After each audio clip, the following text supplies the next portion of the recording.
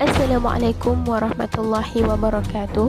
Communication crisis case about dissemination of false information in the issue coronavirus will be presented by Nur Fatihah binti Muhammad, Chua Chong Zian, Rosimain bin Idris, Nur Atirah binti Abdul Rahman, and Nur Hafizah binti Abdul Manap.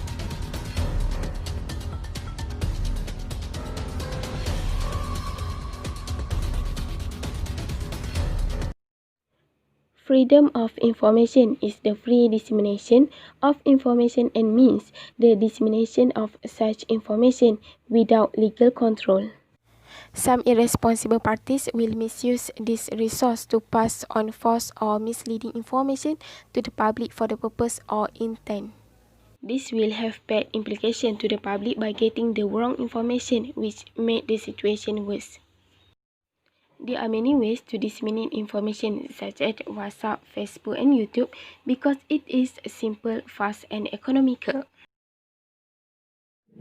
As we know, the outbreaks of coronavirus or COVID-19 is one of the issues that have become public.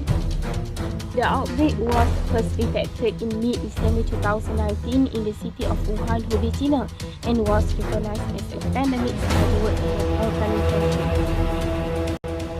Until the end of May 2020, the pandemic has killed nearly 348,000 people worldwide, with nearly 5.55 million confirmed cases. At the same time, WHO made a statement that while our common enemy is COVID-19, another enemy is an epidemic of misinformation and disinformation. At the same time, the pandemic has been accompanied by an epidemic of nonsense, disinformation and half-truth that has spread virally through social networks. This issue is interest to some individuals for fabricating fake news solely to entice netizens to become trending or hot topic issues.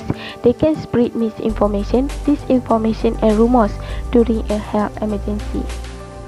Therefore, information sent, whether it's true or false, will be disseminated so fast that it can undermine the security of a country if it has a negative element.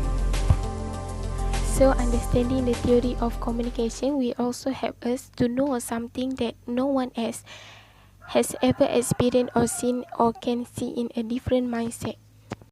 For example, the interpersonal deception theory, through which individuals will be able to see an individual behavior as honest in communicating information online or news that is no longer.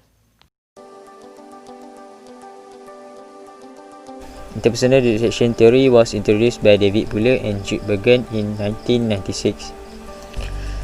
There are three types of deception strategy when communicators intend to conceal the truth of an information. The first type of deception is falsification during communicating with others. This type of deception intends to change the content of real information because the content of information have been changed. Deception happens as receiver of message successful heading to the wrong direction of information. Next is concealment towards something part of the truth. Sometimes people just want to let others to know part of the content. At this moment, they will choose to cover the part they wish others do not know, which consider as deception. Last but not least, equation is also used by humans for deception. This type of deception considering as unique comparing to the other type of deception. When someone does not want to answer certain question, they will use ambiguous words to communicate. This way of communication is confusing the other by letting them have the information but in hazy state, causing them hard to understand the real meaning. Okay, the theory is particularly apt to use in today's situation of spreading fake news that aim deceive or deceive others about the outbreak that plague the world today. Idea of the theory. Interpersonal communication theory assumes deceivers need to manage their message when giving given an information. During the process, deceiver need to hiding, evading and creating other information so that other will believe in what deceiver say. For example, communicator giving an evidence while giving false information can increase the confidence of receiver toward the information. Okay, point number 2 is having multiple goals or attention is normal in this theory. There are a lot of people might think that lying or not honest in communication is only beneficial to the deceiver. Things are different when interpersonal deception theory are applied, as it assumes the deception does not beneficial to deceiver, but it could bring advantage to receiver of third party. For example, lying to a girl about her outfit instead of telling them the truth is to prevent at work situation while improve the relationship. Okay, point number 3 is deception and detection of the message will affect the motivational of deceiver. Often deception needs the mental effort of deceiver to coming up with the strategy to increase the credibility of the message. In the deception is in suspect or deceiver are running out of strategy to cover the deception.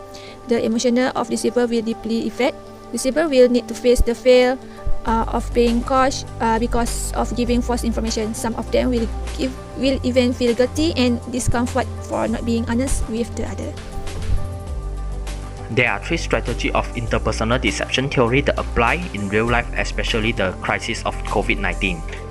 Firstly, falsification is a strategy that used to change the content of a message to influence receiver to force belief on something. This could lead humans to the wrong direction of information. For example, people are spreading fake information on how to cure coronavirus and the number of confirmed cases in the city. This can be beneficial as people stop gathering, but will cause panic situation among the city. Next is concealment that hides some information to prevent others from knowing it. People are hiding the facts they're having the symptom or in close contact with people that infected by coronavirus. By hiding this information, they can go out freely, but it can cause the virus to spread widely. Last but not least, equivocation. This strategy intends to confuse people with unclear language. Normally, it is used to answer certain things that we do not want to answer. The best example is Donald Trump confused people by telling COVID-19 is not as bad as seasonal flu. Even the case in other countries prove that the virus can be fatal. Critic witness of theory. The witness of this theory is this theory can create suspicion in a situation where there is doubt or uncertainty due to lack of evidence. This is because when someone is suspicious, they may not contradict at all, but try to talk further to cover a lie. Misleading news can come in many forms, as it may be defamatory, spreading to some parties, and may be misinterpreted by those who publish it with not intent to defraud. For example, the Malaysian Communication and Multimedia Commission (MCMC) detects 43 cases of propaganda for COVID-19. MCMC has identified 80 suspects from 43 cases of propaganda for COVID-19 and has been charged in court. Such fake news and information can cause confusion and anxiety among the public, as some of them are victims of fraud and money laundering. Certainly, this bad culture can affect the well-being and harmony of the people in this country. This is possible because every news item received is rarely investigated and disseminated without inspection. The individual may feel guilty for not sharing the true information even though its authenticity is uncertain. So, it can form abuse of communication system and information technology. Therefore, all individuals need to research fake news before it is disseminated so the bad symptom can be avoided. For the conclusion, humans essentially live in a social way and communicating with each other. So, it is important for the public to disclose information such as a fact to clarify what they want to say to the audience. It is not wrong for us to disseminate a wide range of information to the public in order to open their mind, but each one must be authentic and have a solid facts.